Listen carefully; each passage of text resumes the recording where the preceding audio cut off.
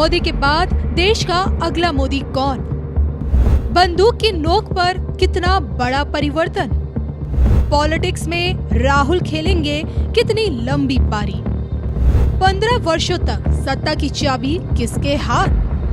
मोदी के हाथों होना है किसका राज तिलक? धर्म ज्ञान पर देखिए, विकसित राष्ट्र की डगर पर आत्मनिर्भर भारत का भविष्य।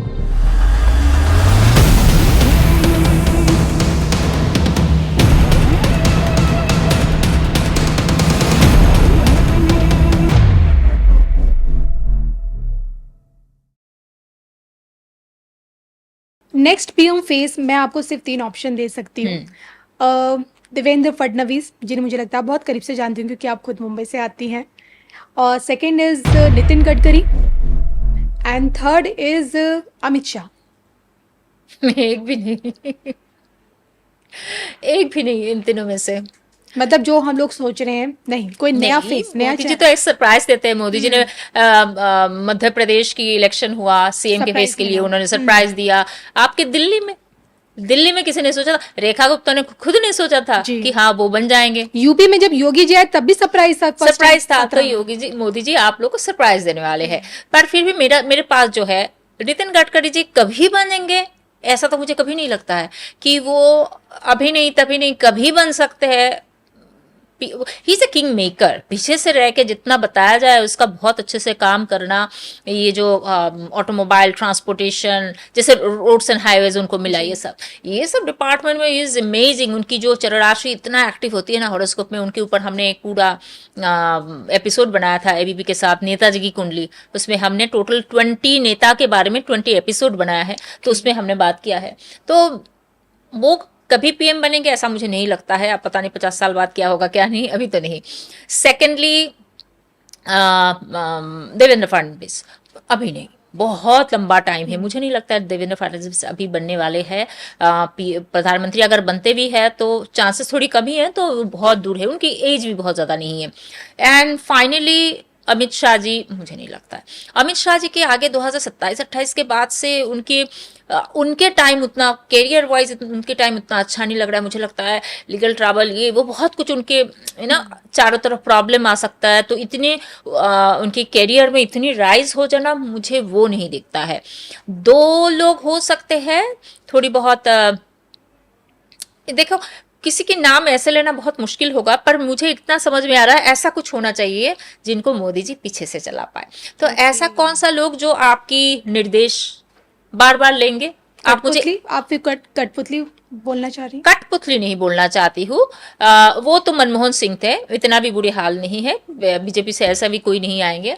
तो ऐसा कोई आएंगे जो किसी और की सलाह राय बार बार लेने के लिए तैयार हो, है ना। तो मुझे तो ऐसा यहाँ पे कोई इतने बड़े बड़े नेता मुझे नहीं लगता है कि वो बार बार किसी की बातें ले लेंगे, है ना। योगी जी मोदी जी को बहुत ज्यादा क्या करते हैं, रिस्पेक्ट करते हैं, वो सब चीजें ठीक है। वो बार बार मोदी जी उसको चलाएंगे और चलेंगे हर चीज पे, I don't think that is possible. तो ऐसा कोई होना पड़ेगा जिसका एम्प्लॉय का एटीट्यूड है। एम्प्लॉय जो होता है ना, हर चीज पे बॉस टोकता है, हर चीज पे बॉस की बातों पे ही अगर उसकी हिम्मत नहीं हो खुद से हो कि कुछ करे, जितना बताया जाता है उतना ही करते हैं। तो अब ये सोचिए कि एम्प्लॉय की एटीट्यूड में कौन है, एम्प्लॉय से कौन कौन यहाँ पे आया है, ये सोचिए आप। चुनी हुई सरकार अगर लोकतांत्रिक देश की एक बड़ी भूमिका में रहती है तो दूसरी तरफ विपक्ष को भी इम्पोर्टेंस दी जाती है, क्योंकि विपक्ष भी एक बड़ी भूमिका में रहता है जो कहीं ना कहीं जनता का प्रतिनिधित्व करता है, ताकि सरकार कुछ अच्छा करे या गलत करे उसको उस पर क्वेश्चंस उठाता है। विपक्ष का जब नाम लेती हूँ तो एक नाम सबसे ऊपर आता है जो अपोजिशन लीडर है हमारे, राहुल गांधी। मैं अपने ज़्यादातर गेस्ट से एक सवाल राहुल गांधी से जुड़ा लेती हूँ कि राहुल गांधी का फ्यूचर क्या नजर आ रहा है आपको? अब उनका तो करियर ही पॉलिटिक्स है और कुछ नहीं है। और पॉलिटिक्स में वो अभी जो विपक्ष की प्रधान होके बैठे हुए एलओपी है ना, लीडर ऑफ ऑपोजिशन बने हैं, इससे ज्यादा कोई बड़े लीडर या बड़ा कुछ बन जाएंगे मुझे तो ऐसा नहीं दिखता है आगे।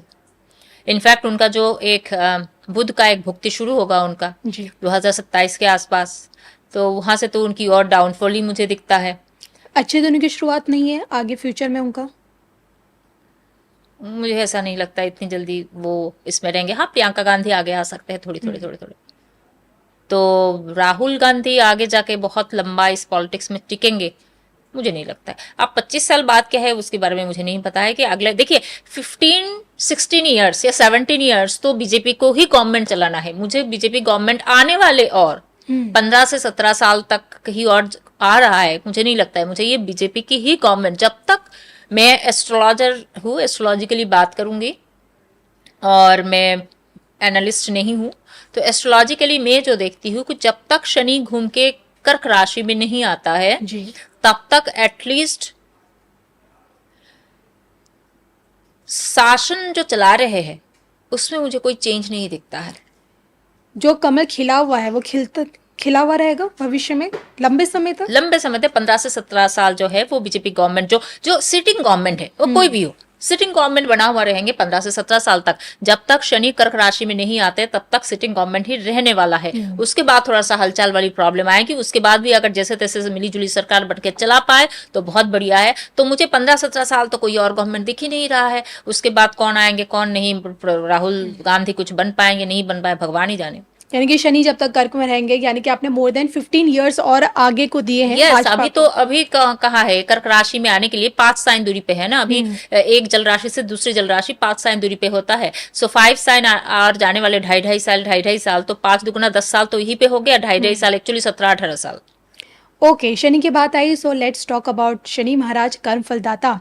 और शनि का नक्षत्र परिवर्तन, शनि की वक्री चाल उत्तरा भाद्रपद में कुछ बड़ा परिवर्तन, कोई बड़ा बदलाव आगे फ्यूचर में देखने को मिलेगा? ये अतीत में कुछ हुआ था जो अब आगे हो सकता है? देखिए शनि हर साल वक्री होते हैं जी। और हर साल वो शनि हर साल जो है 5 महीने के लिए वक्री रहते हैं। टोटल 5 महीने के वक्री रहते ही रहते हैं। तो घुमा फिरा के that's a very usual thing. पर अभी इस साल जो एक अनयूजुअल चीज हो रही है, शनि का वक्री होना अनयूजुअल नहीं है। शनि का उत्तर भाद्रपद में भी वक्री होना वो भी कोई ताजुब चीज नहीं है। तो शनि का ऐसे क्या चीज है जो बहुत क्या है, क्योंकि शनि वक्री मतलब रेट्रोग्रेड मोशन में चलते चलते शनि आ जाएंगे पूर्व भाद्रपद नक्षत्र में अक्टूबर के फर्स्ट वीक में। वो जो चीज है वो 1966 में लास्ट टाइम हुआ था। इससे बीच में एक बार भी शनि पूर्व भाद्रपद नक्षत्र में वक्री नहीं हुआ। तो 1966 वो एक साल है जो साल, वो भी 1966 के भी वो वैसे ही अक्टूबर नवंबर में शनि पूर्व भाद्रपद में ऐसे उत्तर भाद्रपद से वक्री होते होते पीछे आते आते वो पूर्व भाद्रपद में वक्री हुए थे। तो 1966 एक ऐसा साल है जिस साल इंदिरा गांधी भारत को पहली जो महिला प्रधानमंत्री मिली थी। तो चलो वो तो अलग बात हुई, पर इसी दौरान जब शनि वक्री हुए पूर्व भाद्रपद नक्षत्र में, तब साधु जितने भी साधु संत है वो लोग एकजुट होके उन्होंने ये प्रधानमंत्री जो हमारे इंदिरा गांधी सरकार के खिलाफ वो खड़े हुए थे, क्योंकि उनको गौ रक्षा बिल चाहिए था और इंदिरा गांधी की गवर्नमेंट ने मना कर दिया था। फिर उन्होंने छल भी किया है, क्योंकि उन्होंने कहा है कि हाँ हाँ हम मान जाएंगे कर लेंगे, जैसे ही अगला सेशन शुरू होगा हम उसमें पास करा देंगे, ताकि वो लोग जो धरने पे बैठे हुए थे, फास्टिंग कर रहे थे, मतलब निर्जला बैठे हुए थे, ताकि उसको बंद किया जाए। पर फिर बाद में उन्होंने ऐसा कुछ नहीं किया। तो करपात्री महाराज ने श्राप भी दिया था गोपाष्टमी के दिन। ये सब जो सिलसिला हुई थी गवर्नमेंट के ऊपर, जो साधु संत लोग अकर गए थे इतना हाँ जी, गोलियां भी चली थी उनकी। यस, गोलियां भी चली थी। तो ये सारी चीज तब हुई थी जब शनि पूर्व भाद्रपद नक्षत्र में वक्री था, जो 59 इयर्स पहले ये हुई थी। और इस साल फिर से होने वाला है। तो आप समझ जाइए 2-3 चीज इस साल होने वाला है। हर बार तो गौरक्षा बिल नहीं हो सकता है और हर बार तो यही बिल्स को लेकर नहीं हो सकता है। इस साल भी यही चीज होगा कि सारे साधु संत और सनातनी लोगों में एक अलग अवेयरनेस आएगी, पहली बात। दूसरी बात, हाँ गवर्नमेंट के खिलाफ थोड़ी बहुत लोग आवाज उठाएंगे, कैओस शुरू होगा। तीसरी बात, जितने भी टेररिस्ट है, जितने भी ये फेक बाबा बने हुए हैं, जितने भी इन्फिल्ट्रेटर्स है, ये सारे अब दिखेंगे। अब दिख नहीं रहते, हमें तो पता ही है, हर कोई आके डेली हिंदू देवी देवता के ऊपर कुछ ना कुछ बोल रहा है। बहुत स्ट्रिक्ट एक्शन लिया जाएगा। तो शनि का पूर्व भाद्रपद में रेट्रोग्रेड होना ये दर्शाता है कि भाई अगर आप धर्म के खिलाफ, साधुओं के खिलाफ कुछ कर रहे हो तो समझ जाइए इसका तो आपको दंड मिलना ही है, पहली बात। तो दूसरी बात कि हमारे सारे साधु संत जो है वो यूनिटी दिखाएंगे, जी। और जो जो फेक बाबास बने हुए हैं, जो कभी भी कुछ भी बोलते हैं, अपने अपने हिसाब से एक अपना अपना फॉर्मूला बता देते हैं धर्म का, वो ये सब बंद होने वाले हैं। सरकार और स्ट्रिक्ट होने वाली है, और थोड़ा सा हमारा जो इकोनॉमिकल कंडीशन है भारत का, वर्ल्ड वाइड देखिए, शनि वक्री हुआ है इंडिया के लिए है क्या? जो अमेरिका में बैठा है उसके लिए भी शनि वक्री है। तो ये जो शनि वक्री होना पूर्व भाद्रपद नक्षत्र में, वो हमारी रुपीस को मतलब हमारी जो करेंसी है, इंडियन करेंसी को थोड़ा सा नीचे डाउन कर देगा, हल्का सा डाउन करेगा। वर्ल्ड इकोनॉमी थोड़ी सी मेल्ट डाउन हो जाएगी। प्लस उस टाइम में गुरु का नक्षत्र है, पूर्व भाद्रपद जो है वो गुरु का नक्षत्र है। गुरु का सबसे डेडली नक्षत्र वही है, पूर्व भाद्रपद। तो और गुरु इस टाइम में अतिचारी है। तो ये सारा मिला जुला के अगर जो मैं देखती हूँ कि थोड़ा सा इकोनॉमिकल कंडीशन वर्ल्ड वाइड थोड़ा सा हिलेगा, इंडिया में भी थोड़ी थोड़ी असर दिखेगी, रुपीस का रेट जो है थोड़ा सा गिर सकता है। और एक चीज अच्छी है, कुछ ना कुछ होगा, कुछ ना कुछ। देखिए, साधुओं के ऊपर गोली चली थी तभी जाके सारे साधु और एकजुट हो गए थे जी। और इतना कुछ हुआ था। वैसे ही कुछ तो अघटन होगी, तब जाके सारे हिंदुओं में सारी चीजें ट्रिगर करेगा ना, फिर से चीजें एकजुट होंगे।